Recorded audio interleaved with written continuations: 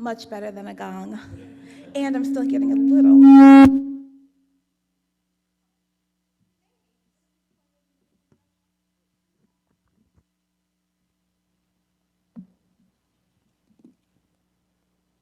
Third time's the charm. Voila. Good morning. Now that everybody is awake, welcome to the Unitarian Universalist Congregation of the South Fork. As Unitarian Universalists, we come together in worship each week to honor what is of worth. In this hour, we pause the everyday rush and flow and stress of our lives in reverence and in thanksgiving to connect with what is sacred, to remember our commitments to each other and to our world. Whoever you are, whoever you love, wherever you are on your life's journey, whatever your name for the sacred, you are welcome to bring your full self here. I am the Reverend Kimberly Quinn Johnson. Our musicians this morning are member Sarah Gordon and good friend, new friend, Jim Preston. Our tech hosts this morning are Monica Sasada and Kent Martin. If you're joining us online, you have access to live transcript, closed captioning. If you are joining us here in the meeting house, we have hearing-assisted devices if that is helpful to you.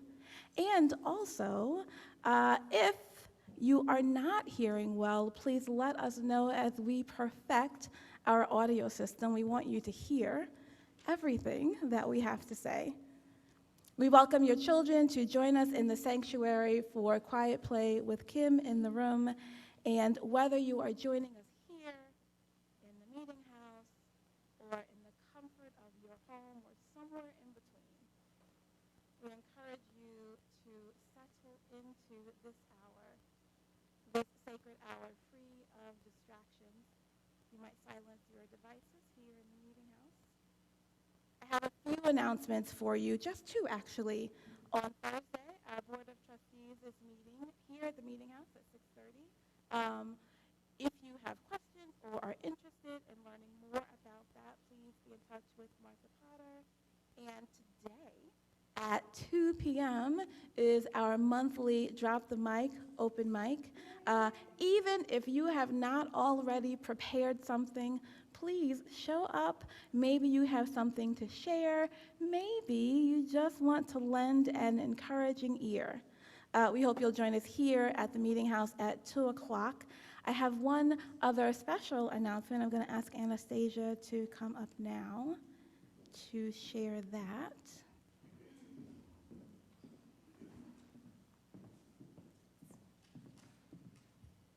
Good morning. I'm Anastasia. I'm the facilitator of the Arts and Aesthetics Committee here. And I wanted to make two announcements. The first is we're in an exciting moment right now of like the new year and a new opportunity to sort of look with fresh eyes at the environment, this beautiful space, and to see if there are changes that we might like to make. And so I wanted to invite all of you, any of you who like to think about that sort of thing, to stay today for a lunch gathering where we're just going to think together and do a bit of a walkthrough through the space and generate ideas. So that's the first one. The second one is we are at the very early stages of that's online, sorry, of a ongoing collaboration with Ma's House. And Ma's House is an art gallery and arts residency for BIPOC identified artists on the Shinnecock territory. And Jeremy Dennis, who joins us today, is the founder and director of that program. And he is going to be showing his work. He will be our first artist to show here. I know, thank you. And he joins us today at the service, so you should feel free to say hi. And we will be beginning the install of his photographs today, actually around 2 o'clock. So I hope we don't conflict with the open mic. It'll be a it'll be a party, yeah. Art contribution of open mic. And then the formal opening of his show will be on February 11th, where he and Reverend Kimberly will do the service together, and then after there'll be a reception and opening, and Jeremy will have more of his work on offer for all of us. And his work will be up for 6 months, and during that time, we will identify with Jeremy's assistance sort of another Moz House affiliated artist to show for the final 6 months of the year. So, thank you very much.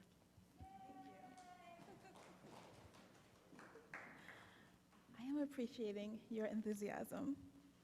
You can find more information about what we are doing here and how you can connect with what we are doing here in our e-bulletin, which goes out every week, and also in our events calendar on our website.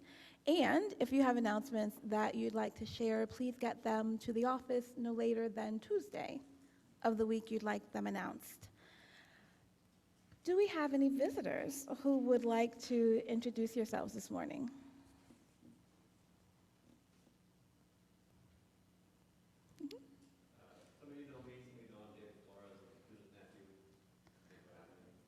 Welcome, David Flores, Tuna's nephew. We're glad you're here. If you are joining us, whether you announce yourselves or not, we hope you'll sign our guest book in our meeting room. If you are in the meeting house, using the link in your chat, if you're joining us online, and it's one of the ways that we are able to continue to share with you what's happening here, and hopefully that we are able to build a relationship and learn more about you and what interests you. In this moment, I want to invite all of us to take a moment to greet your neighbor here or in the chat.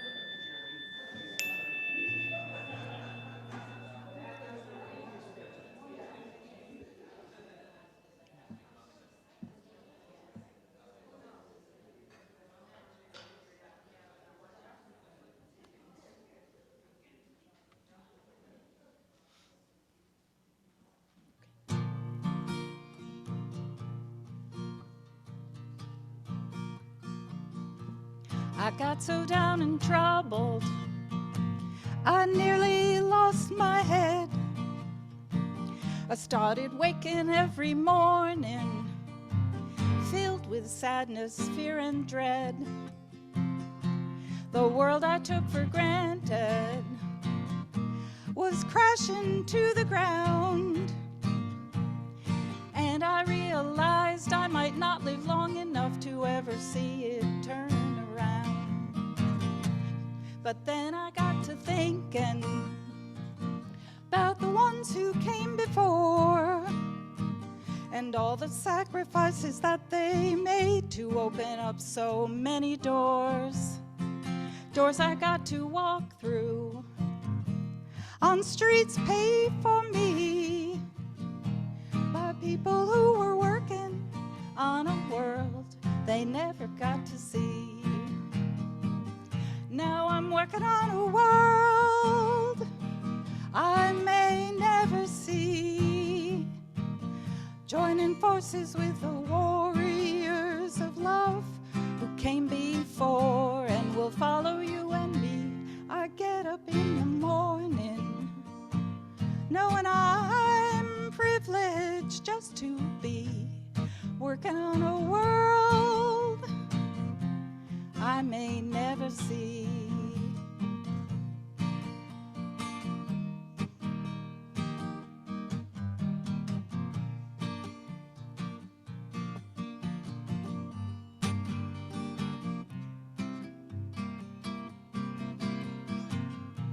I don't have all the answers to the troubles of the day, but neither did all our ancestors. They persevered anyway. When I see a little baby reaching out its arms to me, I remember why I'm working on a world that I may never see. I'm working on a world I may never see, joining forces with the warriors of love came before and will follow you and me. I get up in the morning knowing I'm privileged just to be working on a world I may never see. We're working on a world we may never see.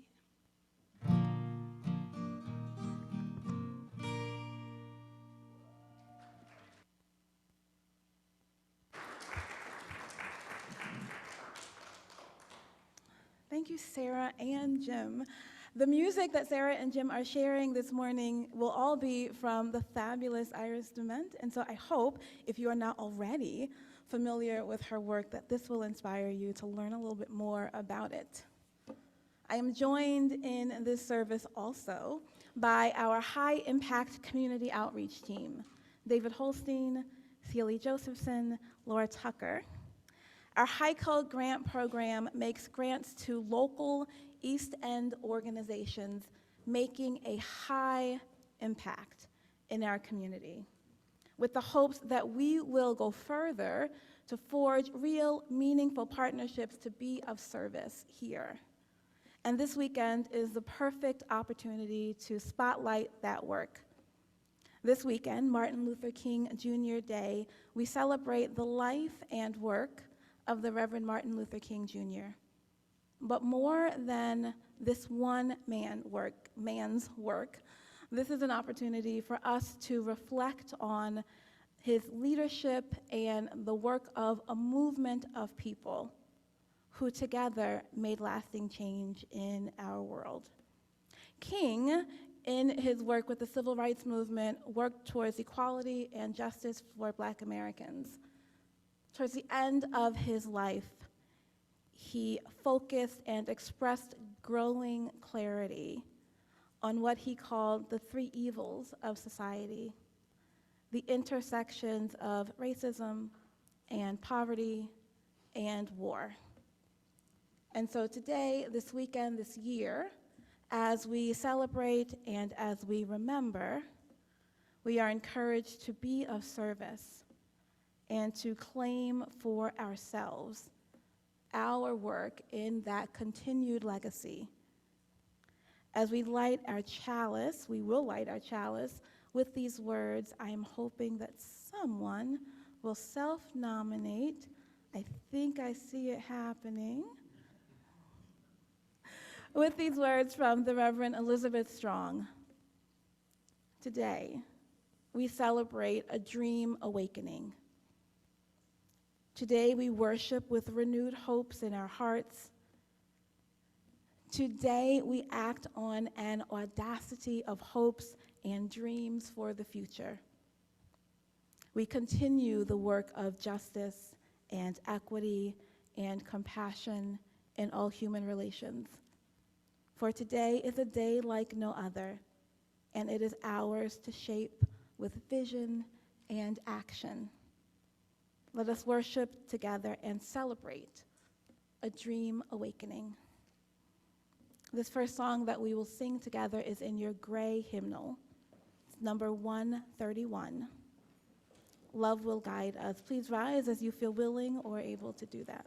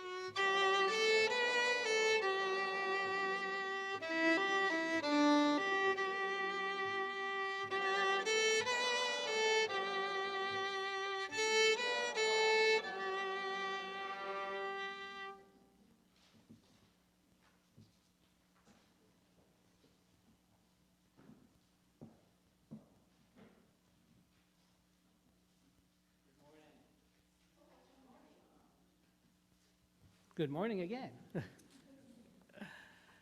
Our HICO group has always asked to participate in the Martin Luther King Jr. Day worship service.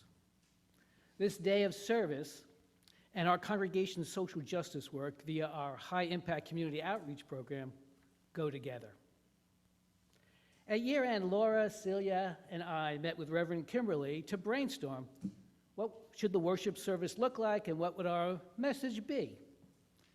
Well, the PAC, as we're called ourselves, our Proposal Assessment Committee, is never a bashful group. But wow, we headed in so many directions, it was impossible to summarize. We didn't come close to a conclusion or a consensus. Even Reverend Kimberly left shaking her head a bit.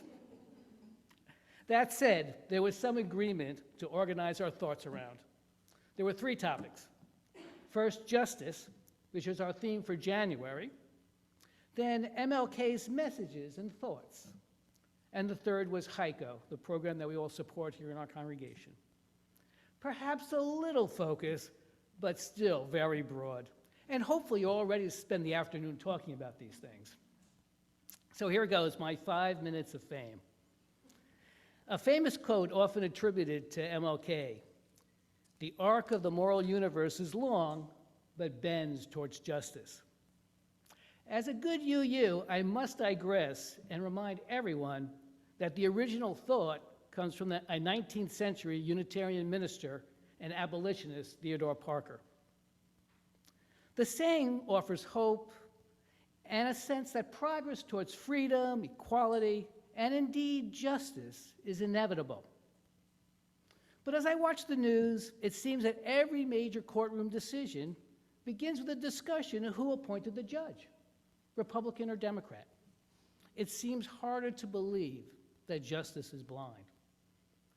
Or as an Ohio Congresswoman, Shontel Brown, suggests, the arc of the moral universe does not bend towards justice on its own. No, it only does so because people pull it towards justice. It is an active exercise, not a passive one. In thinking about Martin Luther King's work, what's top of your mind? Is it nonviolent civil disobedience, civil rights champion, public speaking skills, leadership and vision, his stance on Vietnam, his assassination? For me, it's the "I have a dream" speech.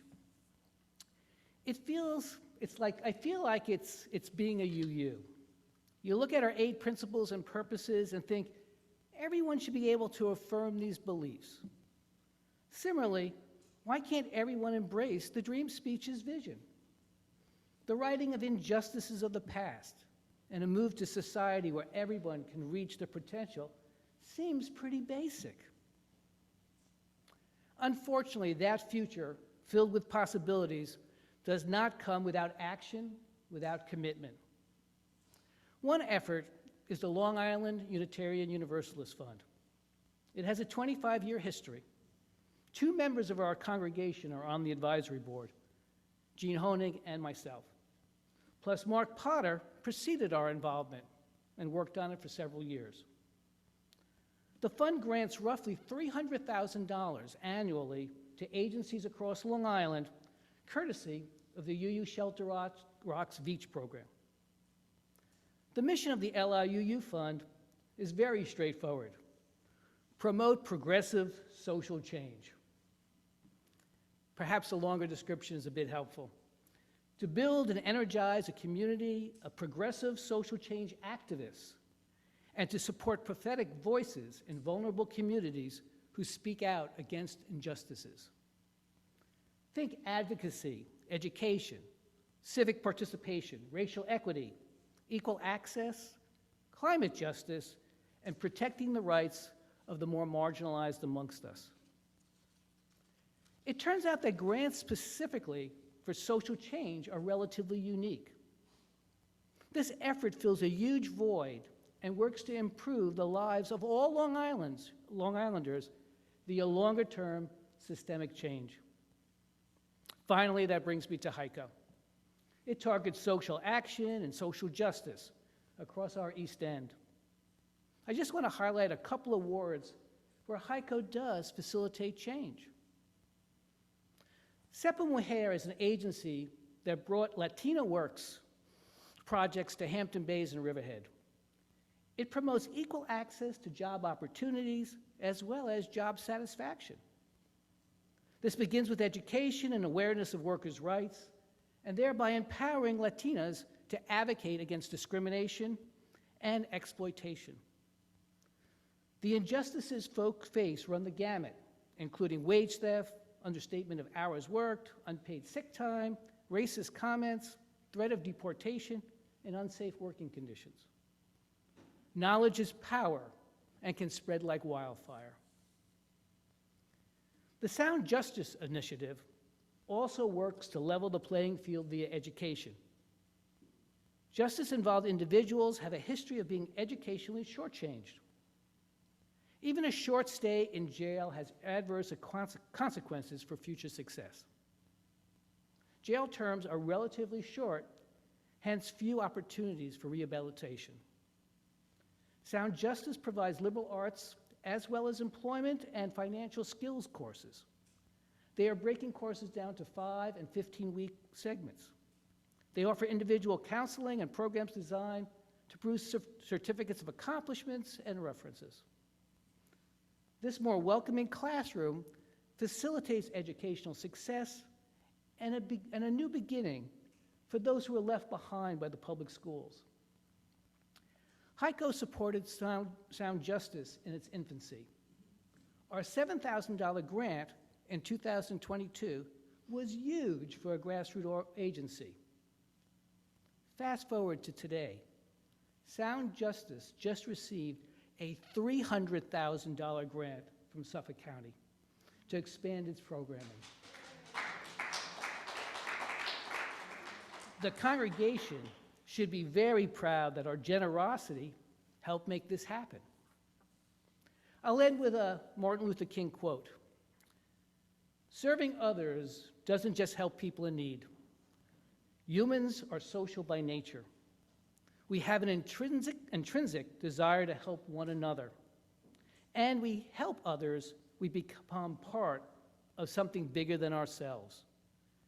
Helping others actually helps you grow as an individual. It is what makes you great."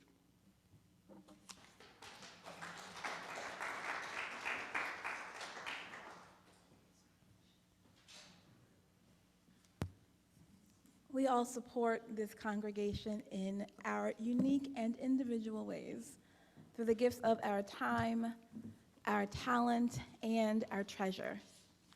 Our financial contributions help to support the ongoing work of this congregation. It is a way that we show our gratitude for the abundance in our lives.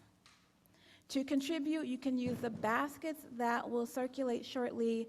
You can scan the QR code on your order of service, and if you are joining us online, you can use the link in your chat. However you give, your gifts are gratefully received.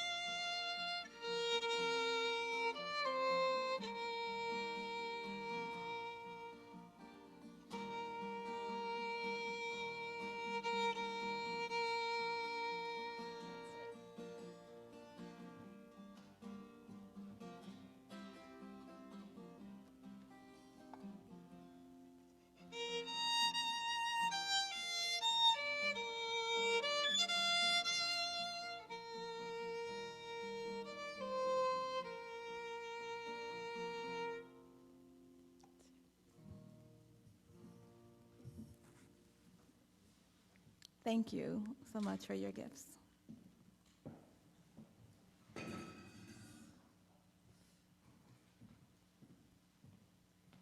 Hi there, I'm Celia Josephson. Part of what I want to do is just describe some of my impressions from my visit to Mexico that I just completed. And I had lived in Mexico 45 years ago, and this was my first trip back, and I really wanted to see whether my impressions from long ago were still confirmed. And what I really loved about living there was sort of the impact of the extended family and the fact that you would not just meet whoever you were in contact with, but the entire family, which included all ages. And I felt it was so much more of a human approach to living than the sort of North American, as it's called, way of life. And I would notice little things such as, there were no little kids screaming in the grocery stores. There were no parents, just getting irate and frustrated. And, so I thought, is this anecdotal, or is it really more about something about the tenor of life there? And one thing that surprised me when I was about to take this trip is I had lunch with some girlfriends, and one of them, I said, well, I'm going to Mexico. And she said, well, I hope I see you again. In other words, you'll be kidnapped, you'll be, dragged into some drug lair or what have you. And this is a person who's very educated and, a very sweet person and all the rest. And I thought, wow, this is really, this in a sense is a form of propaganda that people are afraid of, possibly also because of the media, but that in general people are so afraid of learning about people who are different from them. And they're ready to assume the worst, which I think is such a loss. And in terms of what Heiko does, it's about empowerment, because I really think what it must be like for someone from a more nurturing, familial environment to come here would make people feel very vulnerable. And in fact, that's true, because the sort of social fabric is less well-woven, you could say, here. And so the grants that we have given, beside the one that Dave mentioned, we gave an outright stipend to some women at Centro Corazon, and single mothers who happen to be undocumented. And the cash made all the difference in the world, very limited amount, but so they could attend a few seminars that would give them some tools to deal with some of the pressures here. And then we helped with the new program at OLA of providing support to the attorney. They hired a full-time attorney to provide services in East Hampton and in the East End generally. So I was very happy to realize that the things I loved about Mexico 45 years ago are still true. I felt, very safe, very welcome, I enjoyed so many aspects of the culture there. So I'm glad that Heiko is helping the people who come from Central and Latin America to feel more secure here.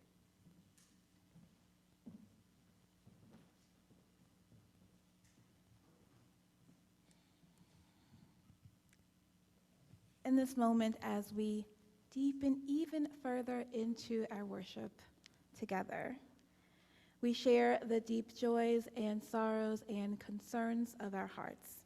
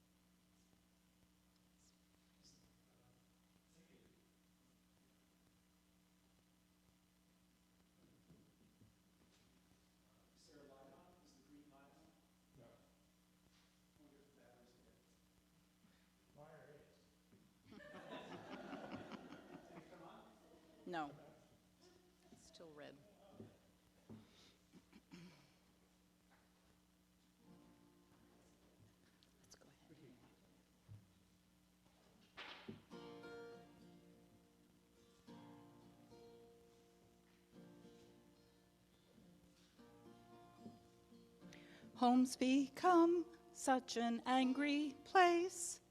Friends now wear an enemy's face. The chasms grown so wide. Words of wisdom from a different time. An eye for an eye makes the whole world blind.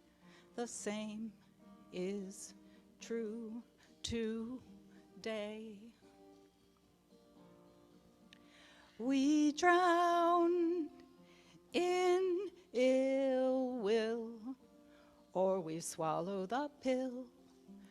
Go on and say a good word to them now. Say a good word, say a good word, say a good word, say a good word, say a good word, say a good word, say a good word, say a good word. Nobody gets everything right. Shine your love light, no, go on and say a good word to them now.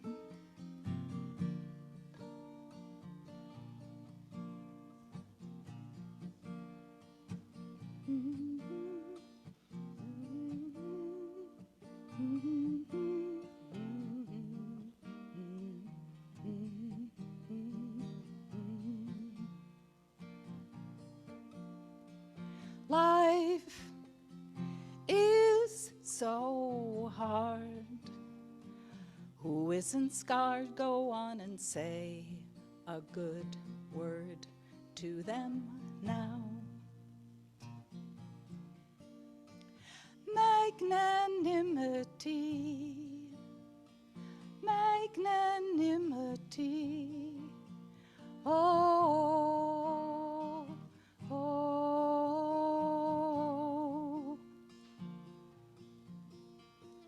Magnanimity, magnanimity, oh, oh.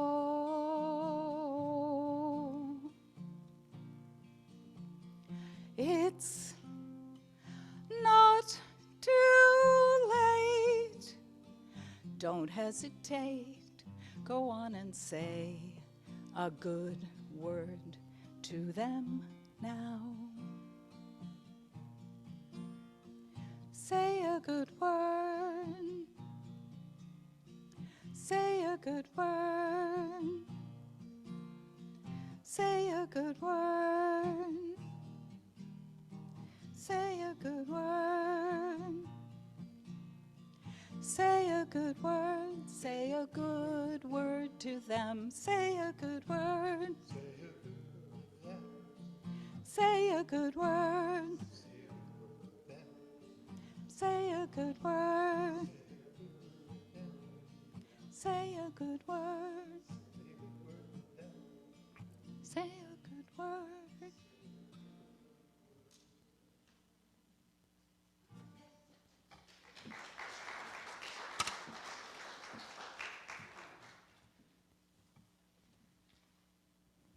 I hope you will join us in an antiphonal reading.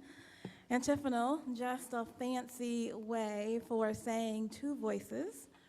In your gray hymnal, number 584, A Network of Mutuality. If you are to my left, then you will read with me the plain text.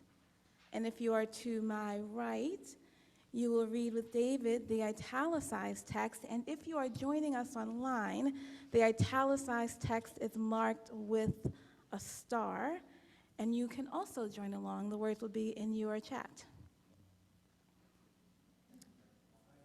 584. We are caught in an inescapable network of mutuality, tied in a single garment of destiny. Injustice anywhere is a threat to justice everywhere. There are some things in our social system to which all of us ought to be maladjusted. Hatred and bitterness can never cure the disease of fear. Only love can do that. We must evolve for all human conflict a method which resists aggression and retaliation. The foundation of such a method is love. Before it is too late, we must narrow the gaping chasm between our proclamations of peace and our lowly deeds, which precipitate and perpetuate war. One day we must come to see that peace is not merely a distant goal that we seek, but a means by which we arrive at that goal. We must pursue through peaceful means. We shall hew out of the mountain of despair a stone of hope.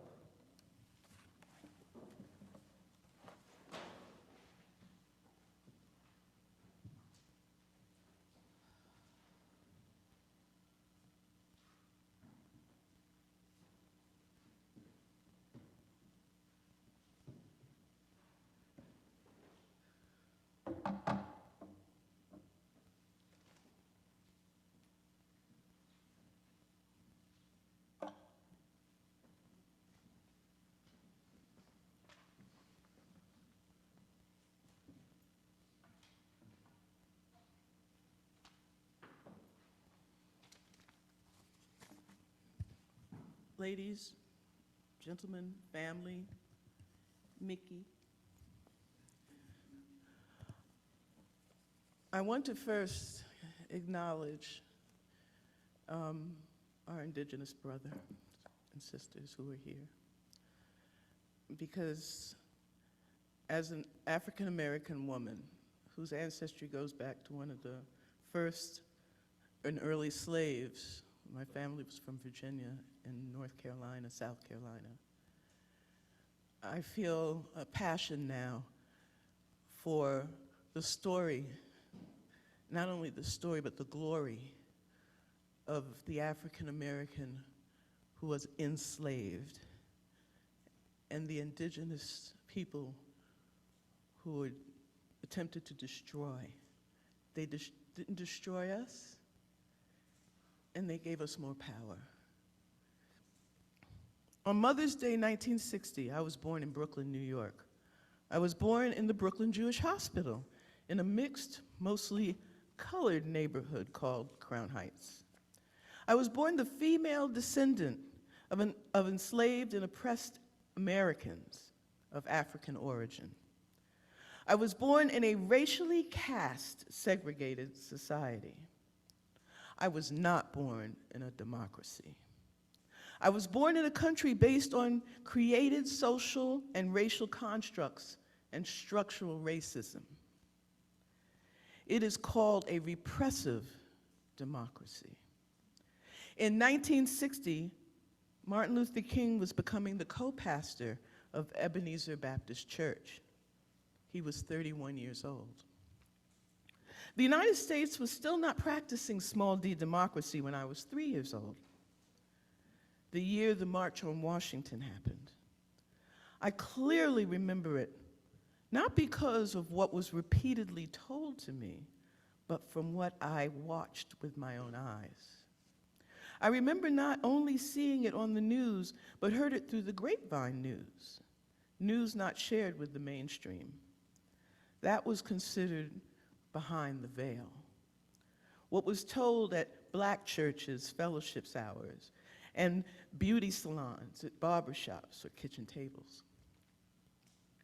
At least twice over 240 years, Americans worked on a more perfect union. The second attempt peaking in the 1960s with the Civil Rights and Voting Rights Act. The 1970s saw body autonomy for women, and we still struggle for the acceptance of self-agency for individuals and for people. This country has attempted to practice true democracy in the past 50 years, as long as I've been alive. It's been longer than the Reconstruction era That was about 12 years. Then you have to add the generations of segregation, AKA Jim Crow.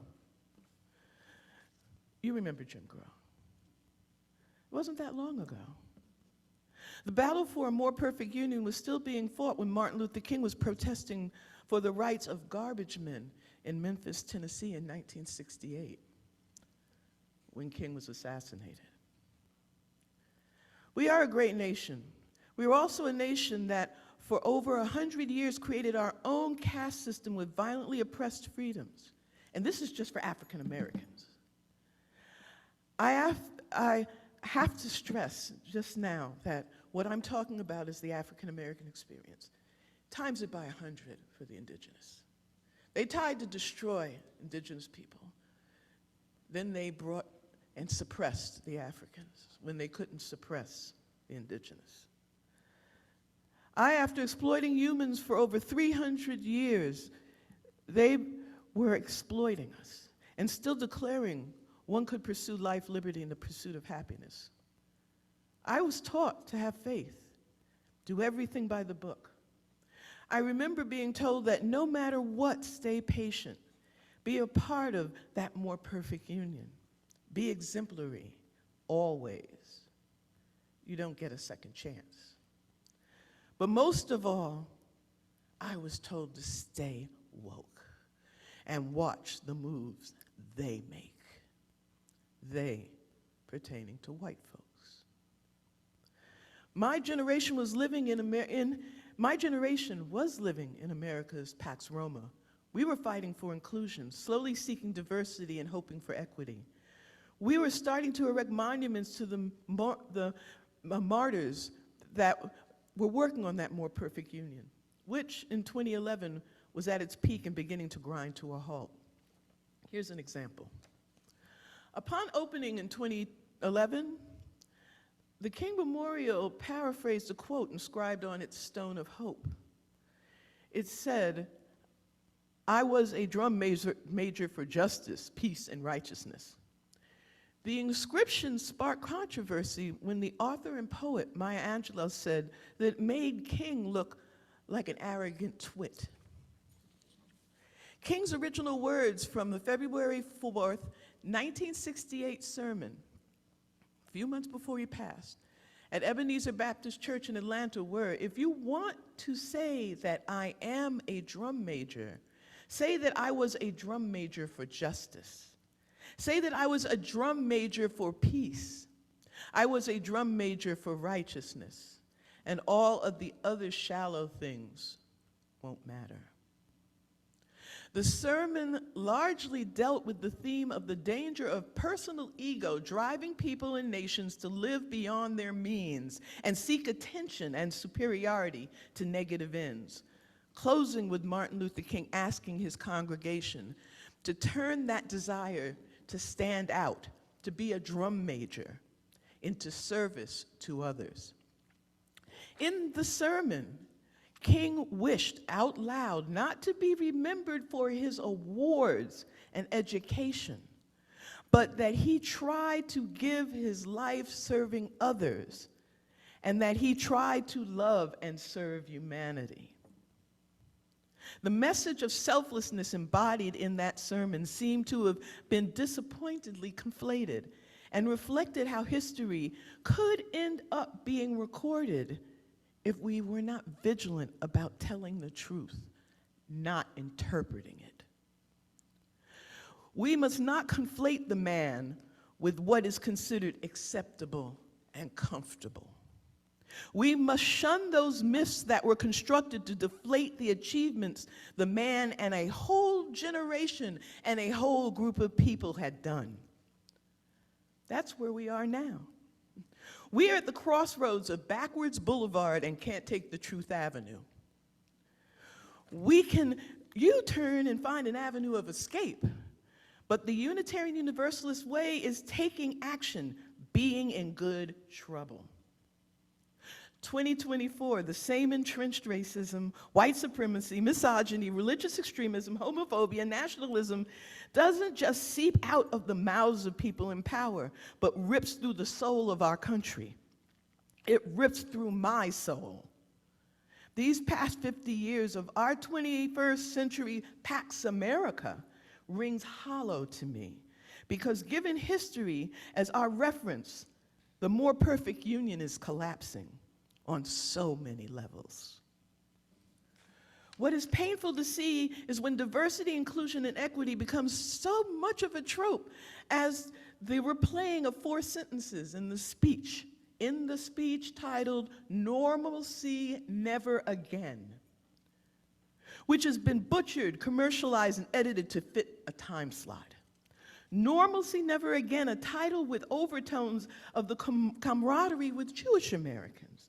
The academic, historical, and colloquial knowledge of the word normalcy, as in return to normalcy, which was a campaign slogan used in the 1920 presidential election by President Warren G. Harding. Mind you, in 1920, lynchings were normal. Jim Crow was normal. But normalcy no more wasn't nice enough. So Mahalia Jackson called out to the Reverend King to talk about the dream he had, part of a previous sermon. Martin Luther King then had a dream. But Martin Luther King was not talking about everyone holding hands and loving each other. I also remember what the news showed at 6 and 11 p.m. I remember the vitriolic rhetoric and vicious epitaphs, the Negras dirtying our neighborhoods and schools, calling the leader of the civil rights movement, Martin Luther King, Martin Luther Coon. He was saying in his speech on that humid, hot August afternoon in 1963, his version of "get off our necks." You see, it's easier to dream. Declaring to a whole lot of white folks that their normal was going to be gone, no more. Well, that's where we are in 2024. Now we're making America great again. Return to normalcy. I was taught not to say but do. Action spoke louder than words. If you don't like the way things were done, find a solution and be a part of the fix. And if it was always better to give than to receive, as I aged, I realized that my actions did speak louder. But who cared? I consider me attempting to be in community with the church and with the neighbors that I live by supporting an open mic. But I see Heiko and PAC. I see that as my action, as me taking action in a way to empower, uplift, and care. I feel like I am doing what my soul finds joy in. I stand for truth, and I stand in my truth. My life as a female descendant of enslaved and oppressed Americans of African origin, born in a racially cast, segregated, repressive democracy. I am tired. I am disappointed, but I will never give up. By the way, Martin Luther King would have been 95 years old, and my mother will be 99 in May.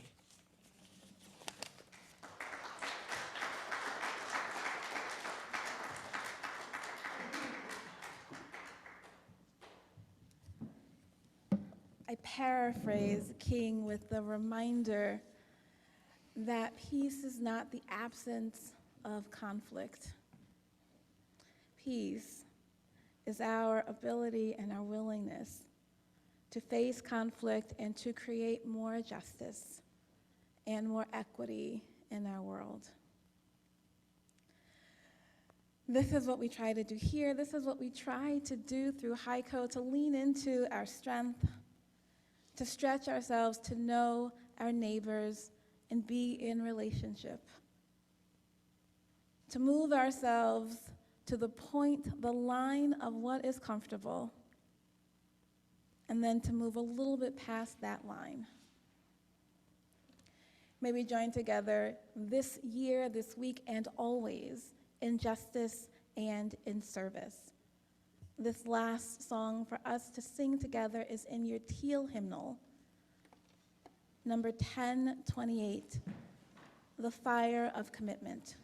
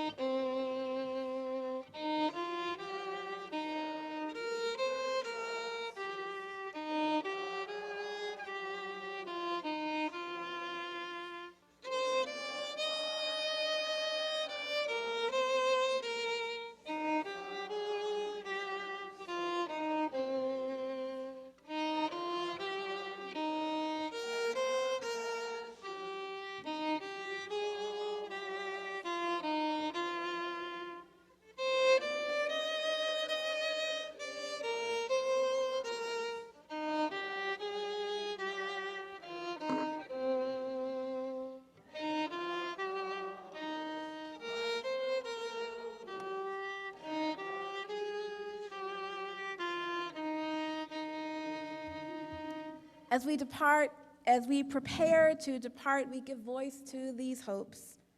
May we know ourselves bound in community, even while we are apart. May a passion for justice burn in our lives. May we carry the light of compassion in our hearts and in every interaction. May we be whole in our devotion to truth and always carry the lamp of peace before us. We extinguish our flame, but not the light of truth, the warmth of community, or the fire of commitment. these we carry in our hearts until we are together again.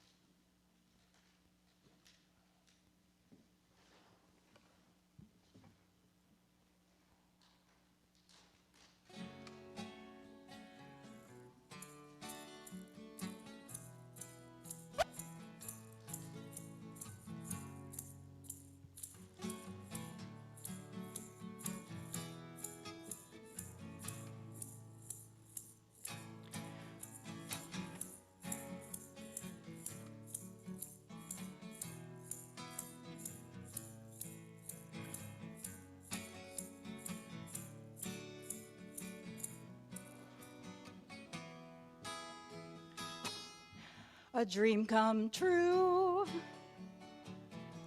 from way back when. We remember, then forget again. Just for a while, then recall somehow. We're all here in the sacred now. Time speeds by, then slows down. All is lost, some hope is found. In the night, hear the wise old owl. It's not a dream, it's the sacred now. Ooh, the sacred now. Those who stand to gain draw dividing lines.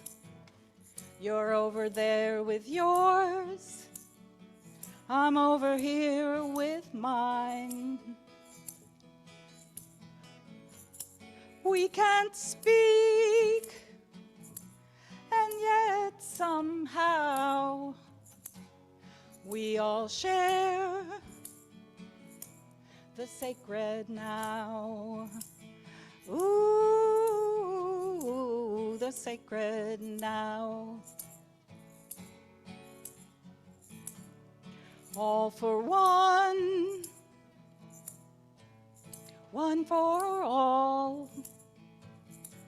The earth is breathing while dreamers fall.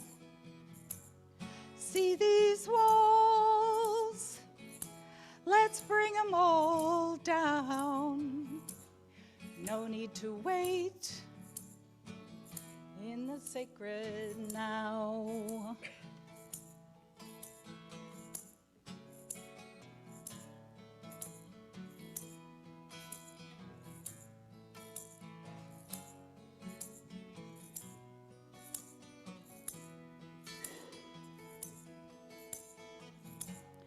Here we are, holding on somehow. It's not a dream, it's a sacred now. Ooh, the sacred now. Ooh, the sacred now. Ooh, the sacred now. Oh, the sacred now.